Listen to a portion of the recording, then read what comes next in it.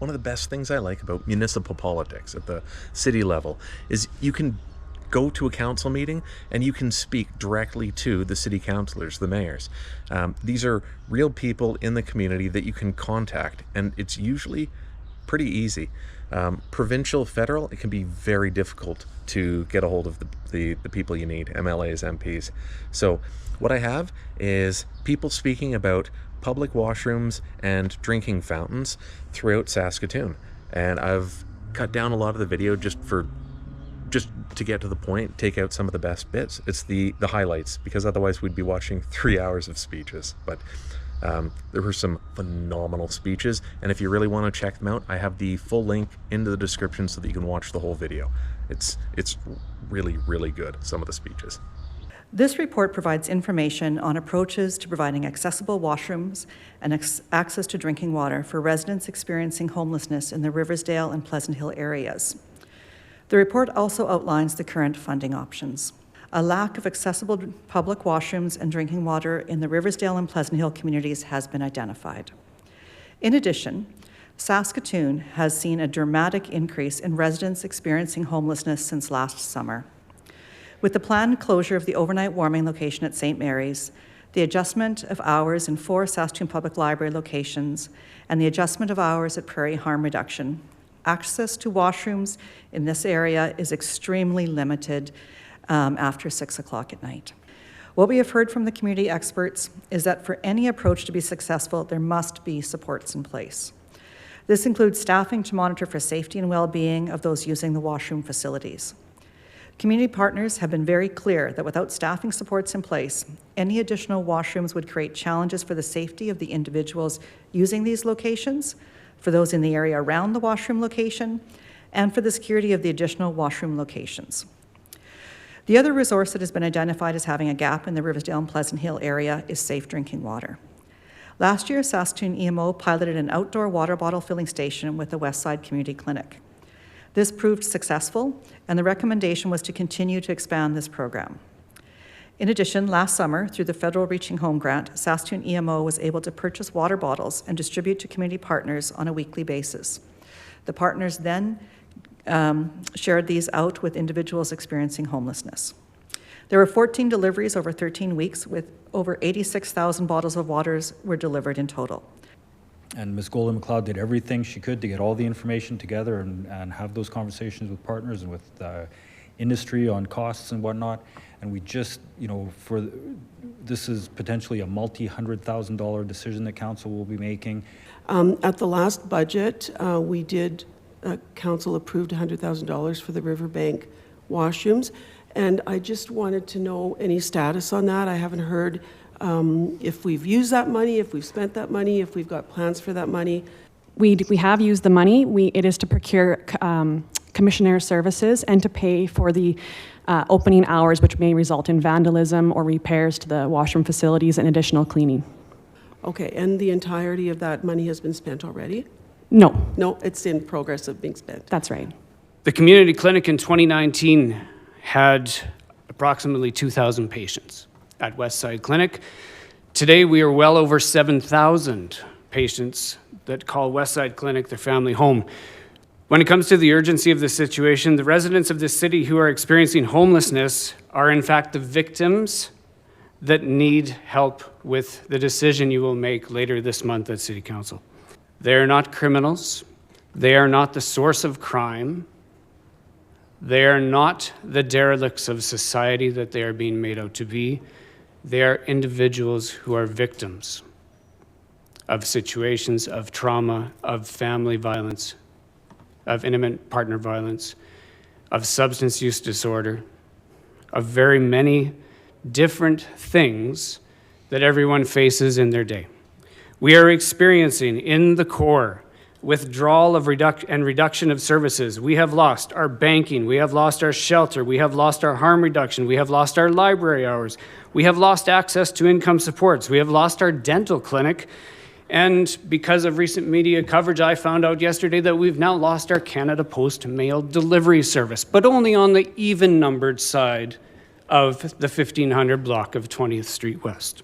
If we can't figure out how to create some human dignity around something so basic as a washroom, how foolish are we to think that we can accomplish anything grander? Don't make another comment or decision until you come spend time with your citizens that live there, and it will be my honor to introduce you to all of them. The challenges conflated with homelessness in community so very rarely are caused by the individuals experiencing homelessness in community. Often those challenges are caused by the community that may be trying to victimize those individuals. Our office is in the heart of the core. Washrooms are a human rights for us. The majority of people that would have access or are homeless, probably about 95% of them are Indigenous people. Well, in our area, what happens is that when you have to go to the washroom, it's anywhere that's in the heart of our neighborhoods. To me, it's such a simple solution. Like, we need to have washrooms. They need to be staffed 24 hours a day, and it needs to be by 2 staff for safety. We have people in the morning. We put on our sprinklers for the grass, and people shower in those sprinklers and then hang their towels on the fence for drying. We need washrooms. We know we need water. Why community doesn't stay on these committees? It's because most of these committees that we're on start out really great, but what happens is there's no action. And everyone's complaining about feces and everything else being all over our city. Where do we expect people to go to the bathroom when nothing's open? The thing with bathrooms that aren't monitored, and one of the reasons they won't go to shelters or use those bathrooms is because the women are afraid of being raped in the bathroom. People are just going wherever. You should come and see the area and sit there in your cars and have coffee and just see what's actually happening. What do you see as the drivers of that? Well, I think the driver started when crystal meth came into play, and that was even a couple years before COVID. And then with COVID and having to isolate, families had to stay in the same home, and there was a lot of addiction. So those people were removed from that housing, so became living on the street. That's the connection. And the majority of people don't have a place to go, and they don't have a family connection.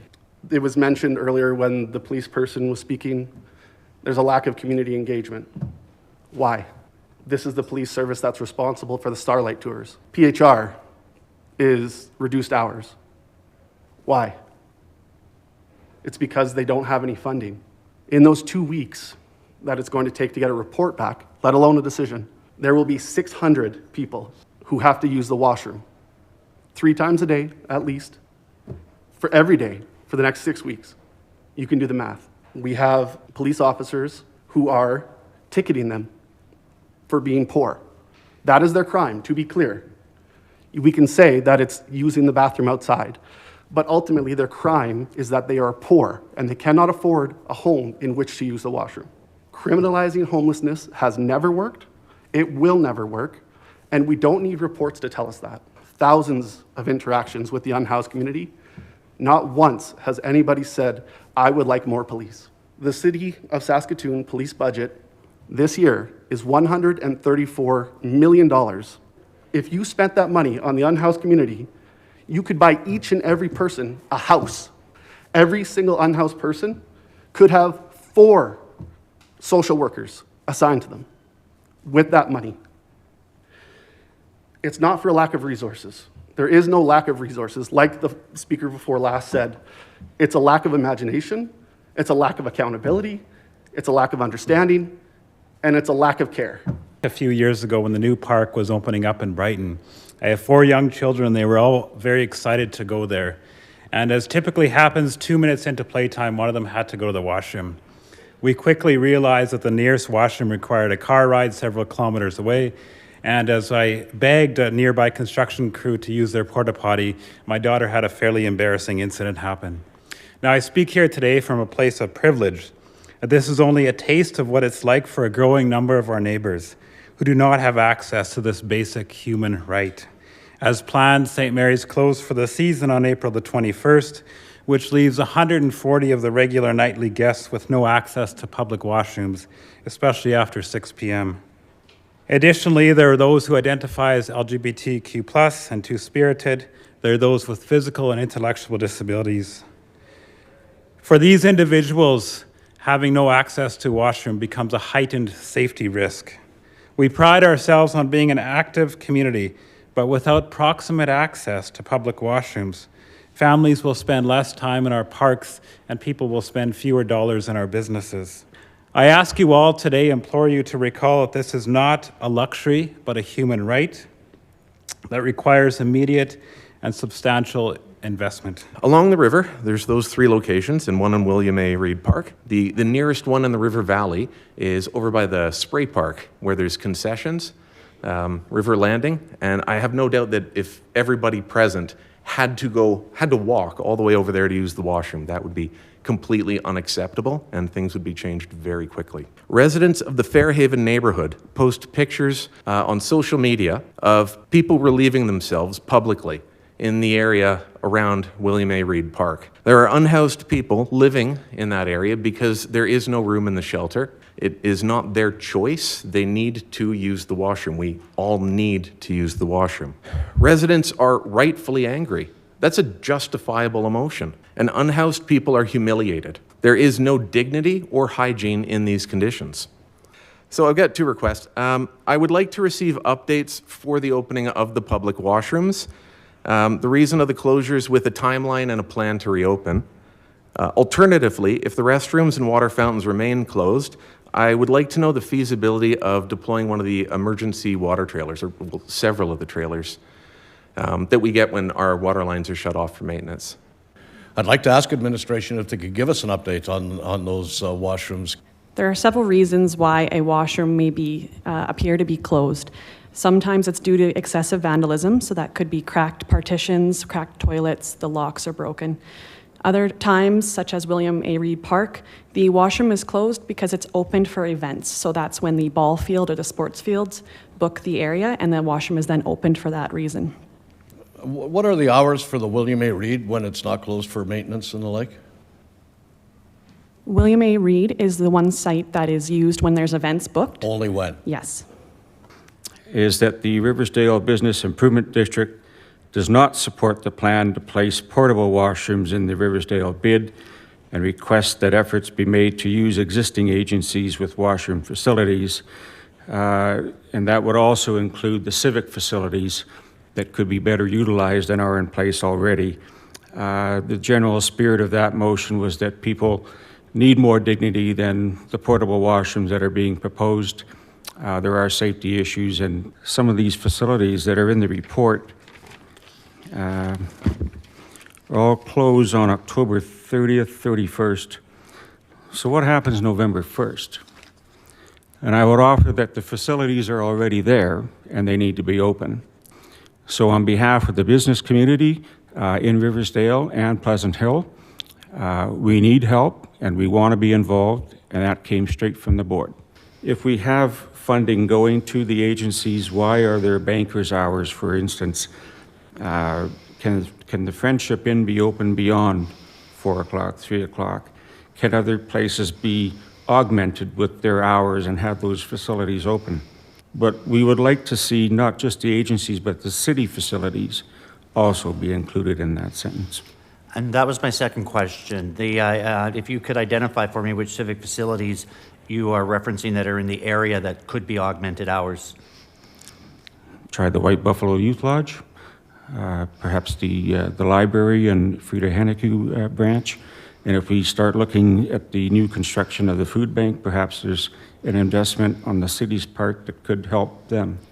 But you got me thinking about city-owned buildings on the street, and the Little Chief Station actually comes to mind as another one among the others that you've named. I know that there were plans to do some renovations and upgrades to that building by the bid.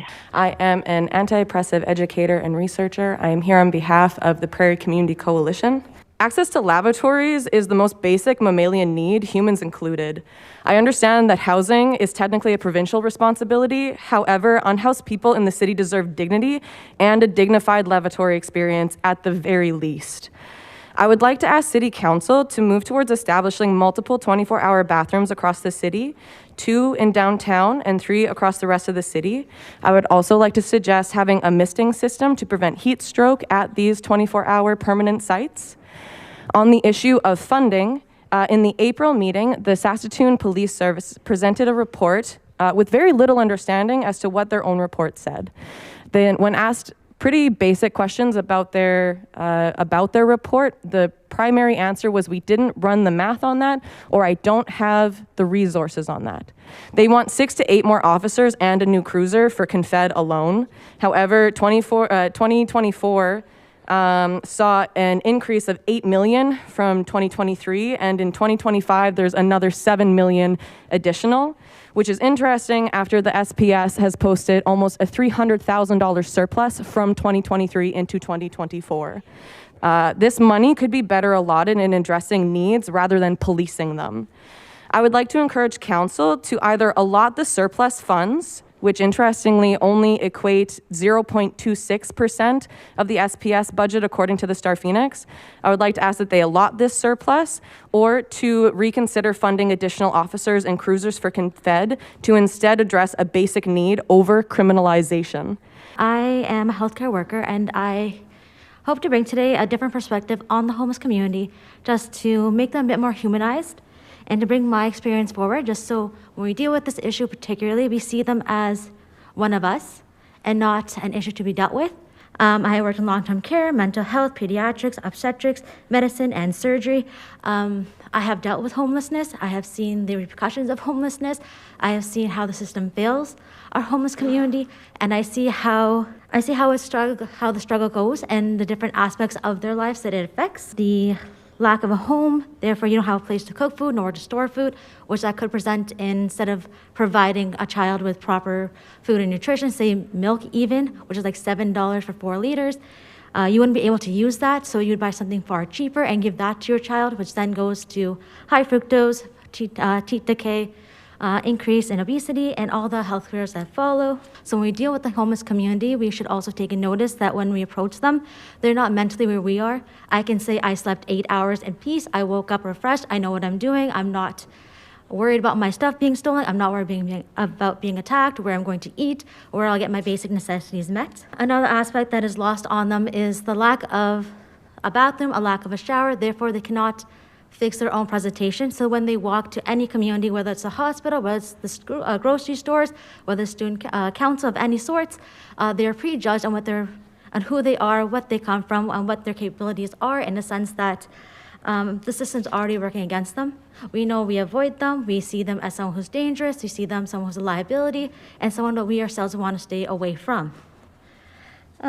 All this only works to demoralize them, and that makes it hard for them to come and trust us as a community, come and trust the government and the city moving forward. And that, though I understand it is summertime, it is warm, we will face winter again. Winter is 6 months long. Our homeless community is vulnerable to the weather that they face. I have my own experience was for frostbite, and that is a horrible, horrible diagnosis to have when you're losing fingers, limbs, and so forth, and that makes it even more demoralizing to move forward with that aspect. And to make it worse, they don't have a place to go when there's discharge. They don't have the support and resources needed to survive in that kind of environment, which only furthers their case into despair. I would implore the City Council to see these people as us, as they are one of us, and they should be treated as one of us, as opposed to a liability. And I appreciate the discussion that we've had here today about creative solutions. I think it's really important to note that the agencies who we are talking about have been in discussion with the city for years about this. While they are more as committed as they've always been to responding to the needs of the population they serve, they too are, in the experience of serving even more people than they've ever served before, which means that the strain on their buildings is greater than it's ever been. To be able to find a way to provide better services for people, but also take the pressure off existing organizations, existing businesses, existing places that are providing these services. So I know it'll be an important and a challenging discussion when we get to council, and I also believe it's really important that we heed that there's a growing real. We use the word crisis a lot, but what's happening in our community right now is unacceptable in terms of people's access to dignity and to having washrooms, and the ripple effects are very real, and we're going to need to, and we are a provider of public washrooms as a city. This is something that we do along the riverbank and parks and other places, so it's actually within the work of what we do, but now we're faced with another dimension of how to try and address this. The concern about access to public washrooms isn't just happening in the core. I know it's happening in areas throughout the city. And it resonated with me when folks were talking about, and our admin was speaking about, we can't just have one location. It needs to be multiple. I know we need to start and we need to get going. We've been talking about this issue since I've been elected on council, and the issue has just gotten so much worse. And you know, I frankly think it's time that we make some serious decisions about trying to resolve this with our community. This is an issue of dignity and of basic human rights, and when we fail to provide adequate options to people who need them in terms of water access and public washrooms, that creates challenges for all manner of people in the community. But I think we do owe it to the most vulnerable people in our city to make sure that those basic needs are covered.